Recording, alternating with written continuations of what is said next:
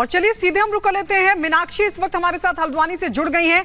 मीनाक्षी, क्या और जानकारी मिल पा रही है? वीडियो में क्या कुछ है और किस तरीके से ये दंगे को भड़काने की कोशिश कर रहा था, कोई जानकारी मिल पाई है?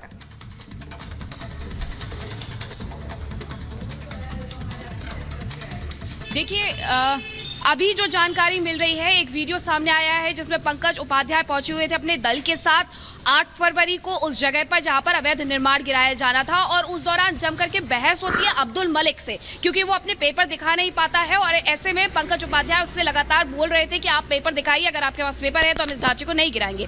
दूसरी तरफ जो गिरफ्तारी की बात सामने आ रही है, समाजवादी पार्टी के कार्यकर्ता और नेताओं का घर भी उस जगह पर है वनभूलपुरा में, जिसमें एक नाम है अब्दुल मतीन का, जो कि सपा के कार्यकर्ता बताए जाते हैं, नेता बताए जाते हैं। उनके भाई जावेद सिद्दीकी, जिन्हें अब हिरासत में भी लिया गया है, अरेस्ट किया गया। दरअसल उनसे पूछताछ की जा रही है, और उसके साथ साथ 2 निवर्तमान पार्षद हैं जिनसे पूछताछ की जा रही है। ये वही 5 लोगों की लिस्ट में शामिल हैं जिन्हें गिरफ्तार किया गया है, इनसे पूछताछ की जा रही है, जिसमें सपा नेता अब्दुल मतीन का भाई जावेद सिद्दीकी है। उसके अलावा 2 निवर्तमान पार्षद है, उनसे भी पूछताछ की जा रही है। 2 अन्य लोग हैं जिनसे पूछताछ की जा रही है। और ऐसे में पंकज उपाध्याय का भी अब यहाँ पर ट्रांसफर कर दिया गया है, उन्हें ऊधम सिंह नगर एडीएम बना दिया गया है वनभूलपुरा में, जो इस तरीके से वो पहुंचे हुए थे। और उसके बाद जब कल रिपब्लिक भारत ने उनसे खास बातचीत की थी, उन्होंने कहा था कि वनभूलपुरा में वो एक बार फिर से जाएंगे। हमने उनसे सवाल किया था कि आपकी तैयारी पूरी नहीं थी, आपने एलआईयू की जो रिपोर्ट थी उसे निगलेक्ट किया और उसके बाद आप पहुंचते बिना तैयारी के। उनका कहना था कि हम जंग लड़ने के लिए नहीं गए थे, हम कार्रवाई करने के लिए गए थे। और बिल्कुल मीनाक्षी, और ये जो तमाम अपडेट्स आप दर्शकों तक पहुंचा रही हैं, ये बताने के लिए भी काफी है कि कहीं ना कहीं से प्रशासनिक चूक इस पूरे मामले में जरूर थी। एक बार बड़ी खबर अपने दर्शकों को बता दें, आपके पास लौटेंगे। दरअसल हल्द्वानी हिंसा से जुड़ी ये बड़ी खबर है। केंद्र से राज्य ने अतिरिक्त फोर्स जो है वो मांगी है। 4 कंपनी अतिरिक्त फोर्स की मांग की गई है। सीएस ने राधा रतूड़ी केंद्रीय गृह मंत्रालय को यह चिट्ठी लिखी है और अतिरिक्त पैरामिलिट्री फोर्सेस की जो है वो मांग की गई है। दरअसल वनभूलपुरा का वो अति संवेदनशील इलाका, उस इलाके में पूरी तरह से शांति व्यवस्था को बहाल करना तो चुनौती है ही, साथ ही चुनौती यह भी है कि जो चिन्हित आरोपी हैं उन सभी लोगों तक पहुंचा जा सके। सक्रिय और तंग गलियों के बीच कैसे अपने इस ऑपरेशन को पुलिस प्रशासन अंजाम दे, यह बड़ी चुनौती हो, और इसी चुनौती को अनामिका समझते हुए यहां पर अतिरिक्त फोर्सेस की मांग की गई है। तो जिस तरीके से आगजनी और हिंसा के हवाले कर दिया गया पूरे के पूरे इलाके को, उसके बाद से वहां पे शांति व्यवस्था को बहाल करना अपने आप में चुनौती बनी हुई है। लिहाजा पुलिस की ओर से जहां पे एक तरफ एक्शन लिया जा रहा है, कई टीमें बनाई जा रही हैं।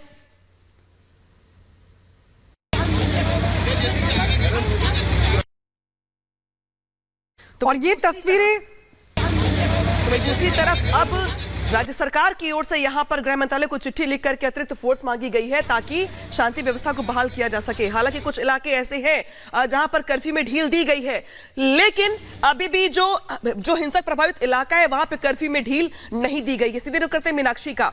मीनाक्षी, अभी भी कुछ इलाके ऐसे हैं जहां पर ये लग रहा है कि अभी भी गहमा गहमी बनी हुई है, ज्यादा फोर्स की जरूरत है, ये राज्य सरकार ने मान लिया है। बिल्कुल, जो मुख्य सचिव है राधा रतूड़ी, उन्होंने एक चिट्ठी लिखी है गृह मंत्रालय को, और 4 अतिरिक्त जो कंपनियां हैं उनकी मांग उनके द्वारा की गई है। इसके अलावा हल्द्वानी का जो वनभूलपुरा क्षेत्र है उससे पहले ही मजिस्ट्रेट 7 मजिस्ट्रेट हैं जो तैनात किए गए हैं, 5 सुपर जोन में बांटे गए हैं। वनभूलपुरा क्षेत्र के अलावा कई ऐसे और इलाके हैं जहां पर अभी भी कर्फ्यू रहने वाला है।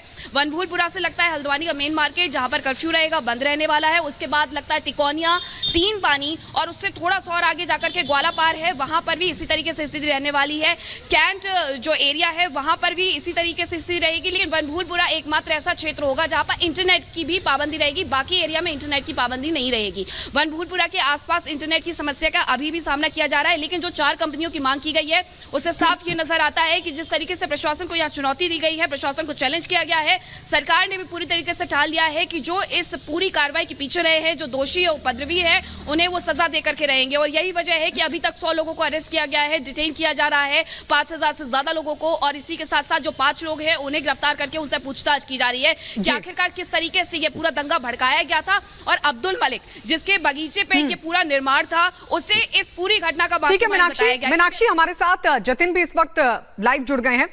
जतिन, वीडियोज सामने आए, चाहे अब्दुल मलिक की बात हो, सीधी पुलिस को चुनौती दे रहा है।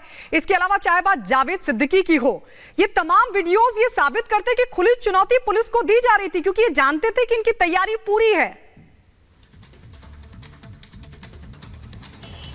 जी बिल्कुल, अब्दुल मलिक की बात करें या जावेद की बात करें, इन दोनों ने एक ही काम किया। पहले तो पुलिस को रोकने की कोशिश की, गहमा गहमी वहां पर हुई और वो तमाम सबूत अब लोकल पुलिस के पास भी हो, रिपब्लिक भारत भी वो वीडियो लगातार दिखा रहा है। इसके बाद दंगा भड़काने की भी इन दोनों ने कोशिश की, लोगों को गैदर किया और तैयारी पूरी थी। और ये LIU की रिपोर्ट है, वो भी ये साफ बता रही है कि किस तरीके से पहले से ही तैयारी कर ली गई थी कि जब पुलिस एग्रेसिव होगी या रोकने की कोशिश करेगी, गहमा गहमी बढ़ेगी, तो किस तरीके से पेट्रोल बम का इस्तेमाल करना है। लेकिन सबसे बड़ी बात इसमें जावेद की निकल कर आ रही है। जावेद समाजवादी पार्टी का नेता है, अखिलेश यादव के साथ उसकी तमाम फोटो सामने आ रही है। जावेद का क्या रोल है, जावेद के भाई का क्या रोल है, मतीन अहमद जो कि समाजवादी पार्टी से ही प्रदेश सचिव है इस हल्द्वानी इलाके के, तो कहीं ना कहीं जावेद के रोल की भूमिका को अब पुलिस वेरीफाई कर रही है, क्रॉस चेक कर रही है। उसके सोशल मीडिया हैंडल को खंगाला जा रहा है ताकि वो किन लोगों के संपर्क में था, कैसे उसने गैदरिंग की। और लगातार जो वीडियो हम आपको दिखा रहे हैं उसमें बुलडोजर कार्रवाई जब एक तरफ हो रही है तो जावेद पुलिस के साथ धक्का मुक्की करता हुआ भी नजर आ रहा है। 17 नंबर गली से जावेद को गिरफ्तार किया गया है और बड़ी गिरफ्तारी के तौर पर हल्द्वानी पुलिस इसको लेते हुए देख रही है। और जावेद का नाम जो FIR दर्ज की गई है उस FIR के अंदर जावेद का जिक्र भी है, उसको नामजद भी आरोपी इस पूरे मामले में पुलिस द्वारा बनाया गया है। जिस तरीके से प्रशासन पहले ही बोल चुका है कि NSA के तहत अब वो कार्रवाई करेंगे, तो कहीं ना कहीं NSA भी अब जावेद और बाकी जो 4 आरोपी है उनके ऊपर लगता हुआ नजर आएगा। लेकिन सबसे बड़ी बात कि अब्दुल मलिक कहां है, अब्दुल मलिक की गिरफ्तारी इस केस में अभी तक नहीं हो पाई है।